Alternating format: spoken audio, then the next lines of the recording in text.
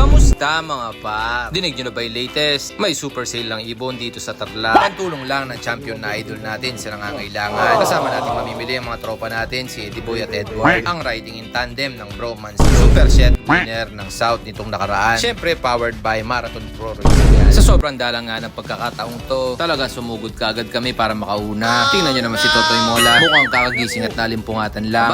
Oh no! Itong si Wawad parang may kausap na hindi namin nakikita.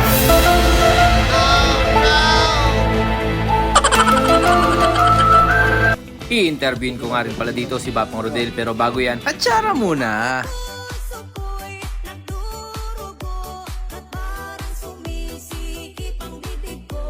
Ako po si Rodel Tubangi ng Red Lobs dito sa Concepcion, Tarlac. Ang most recent na pinanalo ko yung Aerox, ang premyo, open fan race, 6 laps. Pero meron pang nauna doon yung isa, yung third overall ako ng YB and first overall ng OB. NMAX naman ang pinanalo ko noon.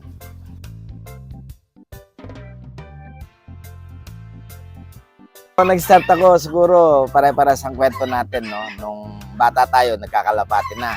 So hanggang sa tumanda tayo, nagbalik ako sa pagkakalapati nung may asawa na. So siguro mga 2006, 2000, mga ganon. Yung napanood ko yung Taiwan to the World.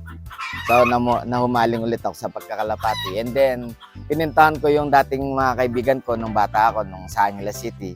So nagkakalapati na rin sila ulit, tapos pangarera na. So nag-start doon.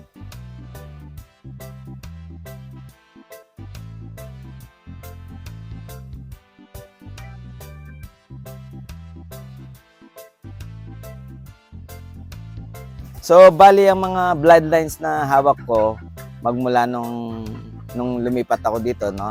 Nakilala ko si Boss Alan, dahil boss ko nga siya, si Boss Alan Chan. So nabibigyan niya ako ng mga imported lines like Battenberg, Sablon, Jostone, mga Cannibal, Bulk, Leo Hermans. Nabibigyan niya ako ng mga kalapati dahil nung nag-umpisa siya, nakapagtatanong-tanong din siya sa akin hanggang yun nga, maging kaibigan ko siya at yun, binibigyan niya ako ng mga kalapati. Lahat ng gamit ko, lahat ng mga pinanalo ko, mga third overall, fifth overall, hanggang mga champions, halos lahat sa kanya talaga galing yung mga ibon. Magmula nung nagamit ko yung mga ibon niya, so hindi naman sa lagi lang tayong nasa top 10, ganyan. So hindi tayo nawawala doon. Hanggang ito, mga recently nga, yung nagkasunod-sunod yung mga panalo natin. Karera noon, saka ngayon, medyo may pagkakaiba din kasi in fairness, no, yung mga naunang karera nung mga unang nag-umpisa akong kumakarera, nakabase tayo sa PHA. Ang first lap natin noon, Ilagan sa norte, and then Ilagan to Gegaraw, Bigan, Lawag, Pagudpud or Burgos, and then Apariwan, Aparito. So ngayon ang napansin ko is yung mga first lap ngayon malalapit. So malalapit pero dumudulo din. So siyempre dahil karera nga yan, ang dapat mong gawin is mag-adjust ka ng konti, mag-breed ka ng Speedbird para may pondo kahit paano sa unang mga laps. Tapos yung unpredictable nga yung panahon ngayon. So, kung minsan sa last lap, halos wala nang magkaklak. So, kung nakapondo ka sa first lap hanggang sa mga naunang lap, medyo nakakalamang ka. So, kailangan medyo adjust ka ng konti sa mga Speedbird mo. So, breed ka ng mga Speedbird, tapos breed ka rin ng medyo makunat para sa, sabi nila, sa ismas, magaganda raw yung makukunat na ibon. Palagay ko, meron ganon. Kasi meron akong nag-champion na ganon eh. Mabagal lang siya, pero nag-clock siya ng last lap. Nag-champion siya. Itong ibon nito, ito yung nag-champion ko ng North Derby Race, SFU, sa Old Bird. So, ang pinanalo niya ay sa NMAX. Tapos sa third overall siya ng YB. So, itong ibon na to, masasabi ko na yung speed niya, alos lang. Hindi naman mabagal, hindi naman mabilis.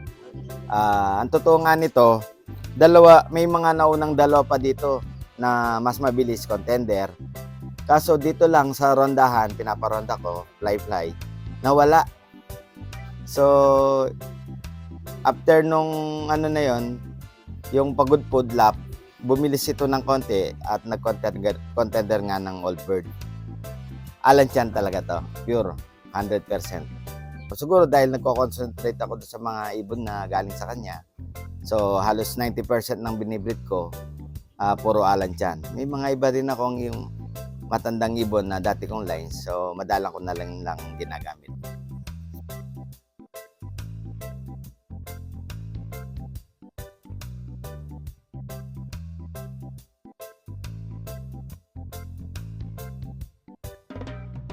Sa uri ng ibon, ang unang-unang tinitingnan natin yung kung saan galing yung ibon. So, kung legit, kung wag sinabing imported, kung anong lahi, so legit. Ako kasi, hindi ako masyadong maselan, hindi ako masyadong pero basta alam ko kung saan galing at legit. Halimbawa nga, yung kay Alan Chan, mga ibon niya, hindi halos, lahat imported. So, pag galing sa kanya, alam ko na yung ibon na yun magagaling. Na siyempre imported yan, hindi naman nila kukunin yan kung walang magandang pedigree sa lahi niya. So ibig sabihin, yung mga ibon na yon talagang may galing na. Ano na lang, kumbaga alaga. So lahi, alaga, and then yun nga yung konting swerte, yung dedikasyon mo sa kalapati saka yung passion mo. So wag kang kahit talo, sa susunod, kailangan manalo. Ganun lang. Saka yung kalaban mo, yung sarili mo. Huwag mong tinitingnan yung mga ibang fancier. So, pare-pares lang kayo nag-enjoy. So, dapat ang tinitingnan mo kung paano mo talunin yung sarili mo. Huwag yung ibang fancier. Mga kaibigan mo lahat yan eh.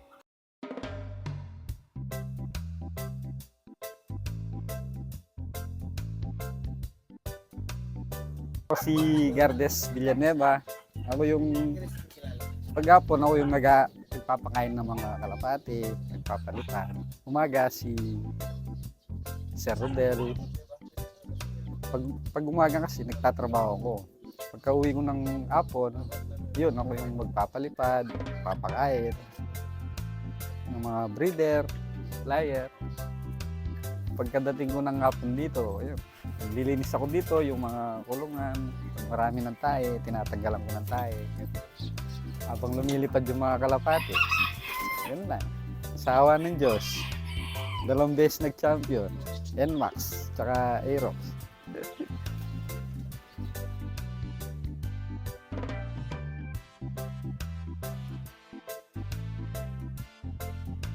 Siguro ang pwedeng maging advice ko sa mga gustong manalo is, yun nga, kailangan may dedication ka sa pag-iibon. Tapos, yung passion mo, nandun. So, dapat may disiplina ka rin. Paano yung disiplina? Yung disiplina yung sinasabi natin yung sa kalapati. Halimbawa, sa umaga, pina-apply mo ng 6 a.m. So, everyday yun, 6 a.m. Pag pinapakain mo siya ng 8 o'clock, everyday yun, 8 o'clock sa umaga. So, ganun din sa hapon, kung pinapalipad mo siya ng 3 p.m., so everyday yon 3 p.m. So, tapos kakain siya na ng 5 p.m., so everyday yon. Dapat tuloy-tuloy yon all year round. So, mapapansin mo sa mga alaga mo nun, pag oras na ng lipad nila, hawakan mo pa lang yung kulungan o yung release nila, talagang naka-ready na sila. Parang, lilipad na kami. Parang ganon. Yung routine. Yun doon naniniwala ako doon na parang kung anong oras sila lumilipad, kumakain. So dapat all year round yun.